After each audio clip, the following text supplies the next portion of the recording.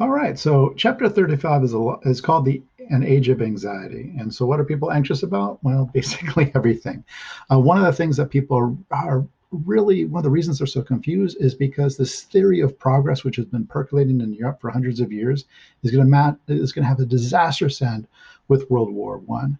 So as people are a little bit down on a lot of people having the ability to vote on democracy, and especially as people are very disillusioned with capitalism, the question is well, what takes its place? So there's two, both economic and political theories, which take over, or at least are learned in this time period. One is communism and one is fascism. Sometimes they're mixed up, so hopefully this video will help you with that. At the end of this little 5 minutes, you should know what communism is in like a couple sentences. You should know what fascism is in a couple sentences, and you should be able to say what type of people normally go which direction when capitalism appears to be failing. Okay, so the reason why they often get confused is they're both totalitarian governments, which means that the rulers have total control of the society. Now, again, we've been learning about how authoritarianism is normally the way things have been run for the hundreds of years, if not, well, and thousands of years before this. So, but during the 20th century, the increases in communication and and um, and military technology is going to make it more possible for a small group of people to have total control of a society more than ever had happened before. So totalitarian governments are normally set up around a figurehead, a figurehead, a paradigm, somebody that is very charismatic that people want to be like. Normally, that figurehead has total control. They're a dictator, or their political party. There's just one party rule in that system. So what they do is they have a lot of censorship.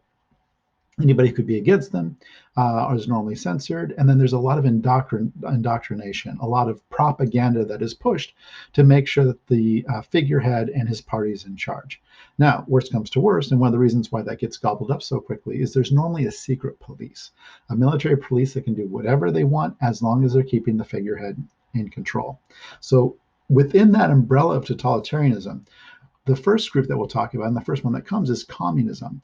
Now, communists, as I mentioned in a previous video, it's a rejection of the capitalist system as believed by Karl Marx. So eventually what happens is you get a communist government where both the politics and economics of a country are closed. Now, why are they closed? They're closed to make sure that we have an equal society.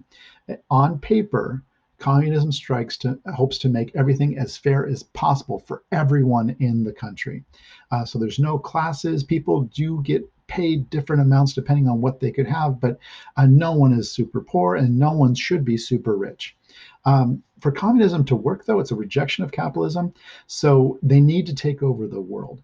You can't have just a communist country and then as someone starts to get rich, they can take the riches and go to a capitalist country. So you need to rule everything. Now, there's an incredibly bloody takeover, which I'll tell you about the next slideshow. So people are afraid of communism. So capitalism isn't working. They're afraid of how the communists are taking all the goods from everybody so they can control things. So fascism starts to bring up as well. And fascism is a closed political system, so we don't vote communists into office. But it's a little bit more open when it comes to the economics of it. Fascism isn't looking for a fair society because life isn't fair. They're looking for the strongest empire possible. So they want a strong society that's based off of merit. So of course there's different classes because you want people to be competing to be the best they can for the nation.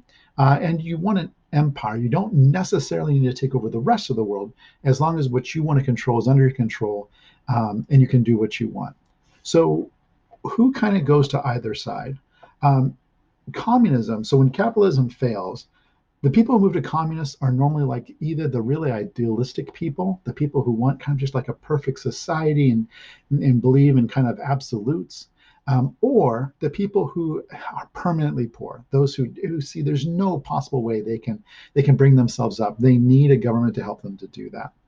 Now, the people who normally kind of, when capitalism fails, they move to fascism, are the people who are usually like uber patriotic, like the country is more important than its people, or the industrialists, people who are super rich and want to protect themselves, or those who feel like, you know what, I had it pretty good in capitalism. I can make it on my own. As long as you give me a fair shot, as long as you keep things the way they were and don't interfere with it, then my merit will rise me to the top.